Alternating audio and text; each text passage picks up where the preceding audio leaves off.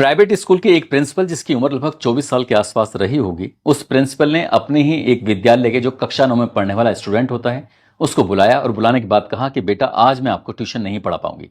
जैसे उस स्टूडेंट ने सुना उसने कहा मैडम कोई बात नहीं, कोई दिक्कत नहीं है। लेकिन मैडम ने जैसी ये बात बोली थी उसकी आंखों से आंसू गिर रहे थे।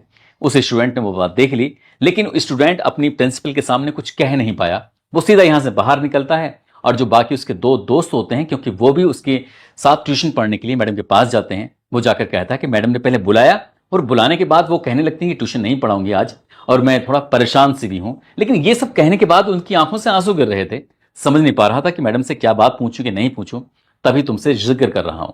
जैसे अपने दो दोस्तों से ये बात कही, दोनों दोस्त कहते हैं कि नहीं मैडम के पास चलते हैं, उनसे पूछते हैं कि आखिरकार दिक्कत परेशानी क्या है, क्योंकि आज तक हमने कभी उन्हें इस तरह से परेशान भी तो नहीं देखा। तीनों स्टूडेंट मैडम के पास जाते हैं और जाके कहते हैं मैडम आप इतना परेशान क्यों हो, क्या बात है, क्या दिक्कत है, हम आपकी क्या मदद कर सकते हैं। जैसे ही मैडम ने ये बात सुनी वो और भी रोने लगती हैं। तभी स्टूडेंट कहते हैं कि मैडम आप बताइए तो सही, हम आपकी क्या मदद कर सकते हैं, आप हम पे भरोसा तो करिए। तभी मैडम एकदम तपाक से बोलने लगती है कि बेटा मैं क्या करूं, मेरे हाथों से एक कत्ल हो गया है, मर्डर हो गया है और लाश घर पे पड़ी हुई है जिसको कई घंटे बीत चुके हैं। जैसे तीनों स्टूडेंटों ने ये बात सुनी वो एक दिन के पैरों तले जमीन खिसक जाती है। तभी मैडम कहती है कि आप अगर मेरी मदद कर सकते हो तो कर दो। दरअसल मैडम ने उन स्टूडेंट का सहारा लिया था लाश को ठिकाने लगाने के लिए, और वो स्टूडेंट मैडम के साथ मिलकर आखिरकार लाश को ठिकाने लगा ही आते हैं। लाश ठिकाने लग जाती है और वो ऐसा सोच रहे थे क्योंकि कोई गलती नहीं कर रहे थे, और मैडम साफ साफ कहती है कि कोई गलती की गुंजाइश होनी नहीं चाहिए। गलती की कोई गुंजाइश नहीं थी। आखिर घटना मैं आपको सुनाने जा रहा हूं। इस अच्छी घटना है महाराष्ट्र प्रदेश का एक जिला है यवतमाल। दरअसल बात कर रहा हूं 15 मई 2025 के दोपहर का समय हो रहा था।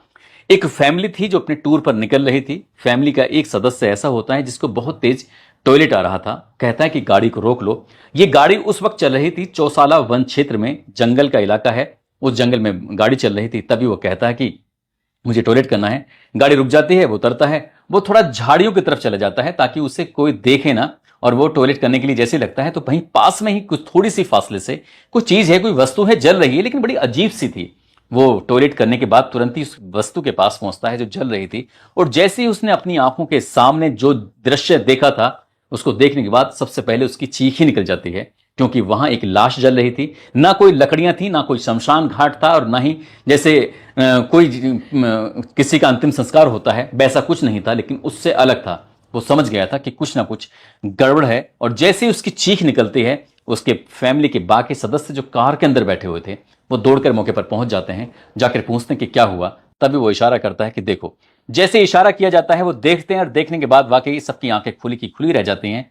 परिवार के सदस्यों ने कहा कि हमें पुलिस को कॉल कर देनी चाहिए। अगर हमने पुलिस को कॉल नहीं की तो हो सकता है कि हम भी कहीं फंस ना जाएं। पुलिस को कॉल कर दी जाती है। पुलिस मौके पर पहुंच जाती है। इस जिले के जो एसपी होते हैं कुमार चिंता अपनी टीम के साथ, जो लोकल पुलिस स्टेशन होता है लोहारा पुलिस स्टेशन के इंस्पेक्टर यशोधरा मुनीश्वर, वो भी अपनी टीम के साथ मौके पर पहुंच जाते हैं इस मामले की जांच पड़ताल करने के लिए कि आखिरकार मामला क्या है। पुलिस इन फैमिली से कहती है कि आप जा सकते हैं और हम अपने स्तर से इस मामले की जांच पड़ताल कर लेंगे। अपना नाम, नंबर वगैरह जो पता है सब नोट करा के जाना, अगर जरूरत पड़ी तो हम आपको दोबारा बुलाएंगे। लेकिन अब पुलिस मामले की जांच पड़ताल करना शुरू कर देती है। इसके लिए टीम बनाई जाती है, जिसमें टीम में लोकल क्राइम ब्रांच के इंस्पेक्टर होते हैं सतीश चाबरे, पीएसआई संतोष मनवार, कांस्टेबल योगेश गटलेवार, अजय डोले, विनोद राठौर, नीलेश राठौर, ऋतुराज मेधवे, आकाश सहारे, ये टीम गठित कर दी जाती है। और टीम को एसपी साहब आदेश देते हैं कि कम से कम समय में इस घटनाक्रम का खुलासा करिए। लेकिन कोई ऐसा सबूत मौके पर मिल नहीं रहा था कि जिसके आधार पर यह कह सकें कि आखिरकार कातिल कौन है। सबसे पहली बात तो यह थी कि उसकी शिनाख्त नहीं हो पा रही थी। जो जलने वाला था वो भारी मात्रा में जल चुका था, उसको पहचान पाना मुश्किल काम हो रहा था। आखिरकार 15 तारीख को लाश मिलती है। 16, 17, 18 लगातार दिन बीत रहे थे। 18 तारीख की यह बात है, दोपहर का समय हो रहा था। एक व्यक्ति जो कि शराब के नशे में होता है वो पुलिस को फोन करता है, और पुलिस को फोन करने के बाद कहता है कि साहब मेरा दोस्त है जो कई दिनों से शराब पीने के लिए नहीं आ रहा है।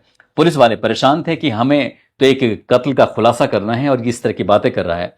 पुलिस ने दरअसल यवतमाल, वाशिम, वर्धा, अमरावती, इस इलाके के जितने भी पुलिस स्टेशन थे, सभी पुलिस स्टेशन में एक सूचना भेजी कि इस तरह से लगभग 30 साल का कोई उम्र बताई जा रही है, लगभग ऐसे से कोई पहचान जो की शिनाख्त कर सकते हैं, जो भी था मौके पर फोटो भेजे जाते हैं पता करने के लिए कि कहीं से कहीं तक भी कोई इनपुट नहीं मिल रहा था जिससे कि कातिल तक पहुंचा जा सके, जिससे कि उसके मरने वाले की शिनाख्त हो सके। लेकिन इसी बीच में सिर्फ एक फोन पहुंचता है जो शराबी था। शराब ने फोन करा, मेरा दोस्त है जो कई दिन से नहीं आ रहा है, मैं उससे बातचीत करने की कोशिश करता हूं तो चैट तो करता है, मैसेज का जवाब तो देता है, लेकिन वो मेरा फोन नहीं उठाता।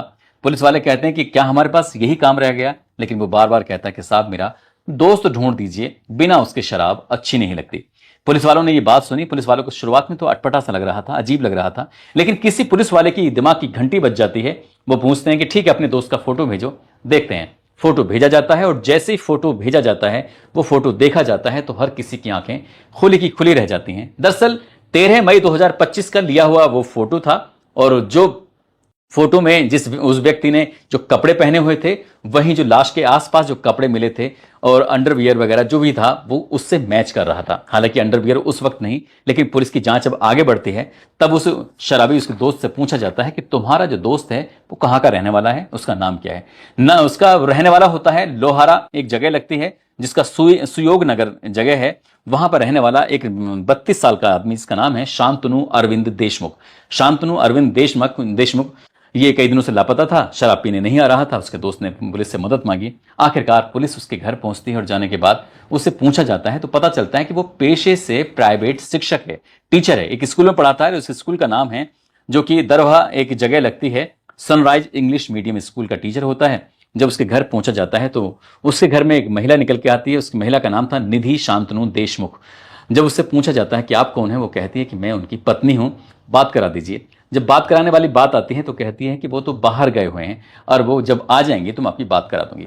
उसका नंबर मांगा जाता है, नंबर तो चल रहा था। पुलिस ने जब उसकी लोकेशन निकलवाई, सीडीआर निकलवाई, तो पता चलता है कि लोकेशन तो घर की है, कहीं गया ही नहीं है। तभी मैडम के पास पुलिस दोबारा से आती है, फिर से आके बातचीत करने लगती है और पूछती है कि आप क्या करती हैं। वो बताती है कि जिस स्कूल में उसके पति शिक्षक है, टीचर है, वो उसी विद्यालय की प्रिंसिपल है। आखिरकार उस 24 साल की उस महिला से उसके पति के बारे में पूछा जाता है। वो सही से बोलने को तैयार नहीं थी, अपनी ही बातों में विरोधाभासी थी। जो पहले जवाब दिया था, बाद में जवाब उसका कुछ अलग था। पुलिस ने अब उससे सख्ती से पूछताछ करना शुरू कर दिया। जब पुलिस ने सख्ती से पूछा तब उसने बताना शुरू किया कि जिस विद्यालय के अंदर वो प्रिंसिपल है, उसी विद्यालय में उसका पति शिक्षक हुआ करता था, यानी कि अब वो उस दुनिया में नहीं रहा। उसके बाद फिर पुलिस ने पूछा कि फिर क्या हुआ। वो बताती है कि हम दोनों को प्यार हो जाता है, बेइंतहा प्यार हो जाता है। उस वक्त उस लड़की का नाम होता है निधि तिवारी, जो प्रिंसिपल होती है, और लड़के का नाम था शांतनु अरविंद देशमुख। और दोनों की उम्र में लगभग 5-6 साल का अंतर रहा होगा। दोनों को प्यार हो जाता है और दोनों एक दूसरे से शादी करने का फैसला लेते हैं। लेकिन घर वाले, परिवार वाले कहते हैं कि तुम दोनों की जातियां अलग हैं, इसलिए ज्यादा प्यार वार के चक्कर में ना पड़ो तो ज्यादा सही है। आखिरकार उन्होंने घर वालों के खिलाफ जाते हुए शादी कर लेते हैं। और जैसे ही शादी करते हैं, अभी शादी को कुछ महीने ही बीते थे, यानी कि जिंदगी बहुत अच्छी चल रही थी। और सबसे अजीब बात इस कहानी की यह है कि जब दोनों एक दूसरे के साथ शारीरिक संबंध बनाते थे, तब अपने प्राइवेट पलों को मोबाइल में कैद कर लिया करते थे। सब कुछ ठीक चल रहा था, लग ही नहीं रहा था कि भविष्य में कुछ गड़बड़ भी हो सकती है। लेकिन कुछ दिन बीत जाते हैं। ऐसा बताया जा रहा है कि वो जो व्यक्ति है उसी स्कूल के अंदर टीचर है, उसकी पत्नी प्रिंसिपल है, और वहां जाने के बाद वो आदेश जब चलाती है तो शायद उसको बुरा लगता है और शायद इसी वजह से उसने शराब पीना शुरू कर दिया। शुरुआत में कम, लेकिन बाद में धीरे धीरे करके आगे शराब पीने की उसे ज्यादा आदत पड़ जाती है। ज्यादा जब शराब पीता है तो पैसे भी कम पड़ जाते हैं और इसी बात पर घर में झगड़ा होने लगता है। वो अपनी प्रिंसिपल पत्नी को रोज किसी ना किसी बहाने से पीटा करता था और ये बात बद से बदतर होती चली जाती है। घर का माहौल लगातार खराब होता चला जाता है। आखिरकार वो पत्नी इतना परेशान रहने लगती है कि मैं क्या करूं। पति को बार बार समझाती थी लेकिन वो मानने को तैयार नहीं होता था। तभी उसने एक दिन अपने इंटरनेट के माध्यम से जानने की कोशिश की कि जहर कैसे बनाया जाता है, घर में जहर तैयार करने की विधि क्या है। आखिरकार उसे वहां से कुछ जानकारी मिल जाती है और 13 मई 2025 की शाम का वक्त था। उसका पति शराब के नशे में धुत होकर जब घर आता है तब भी झगड़ा करता है, लेकिन इसी बीच में उसने सीख लिया था कि जहर कैसे बनाया जाता है। आखिरकार उसने जो धतूरे के बीज होते हैं, साथ ही उसने पैरासीटामोल की लगभग 15 गोलियों का मिश्रण तैयार करती है। और मिश्रण तैयार करने के बाद उसका पति आता है, अपने पति से बड़े प्यार से पूछती है कि मैं तुम्हारे लिए क्या बनाना शेक बना दूं। वो देखता है, बड़ा आश्चर्य होता है कि आज तो तुम बड़े अच्छी से बातें कर रही हो। वो कहती है नहीं कोई दिक्कत नहीं है, क्या मैं तुम्हारे लिए बनाना शेक बना दूं। वो कहता है ठीक है बना दो, लेकिन जो मिश्रण उसने तैयार किया था उस बनाना शेक में मिलाकर दे देती है। उसका पति उसे पीता है और वो क्योंकि वो जहर बन चुका था, जहर जैसे ही पीता है उसकी यानी कि बनाना शेक पीता है, कुछ देर के बाद वो दम तोड़ देता है। लगभग आधे घंटे तक बताया जाता है कि वो तड़पता रहता है, पत्नी देखती रहती है और उसके बाद वो जब दम तोड़ देता है उसके बाद उसकी पत्नी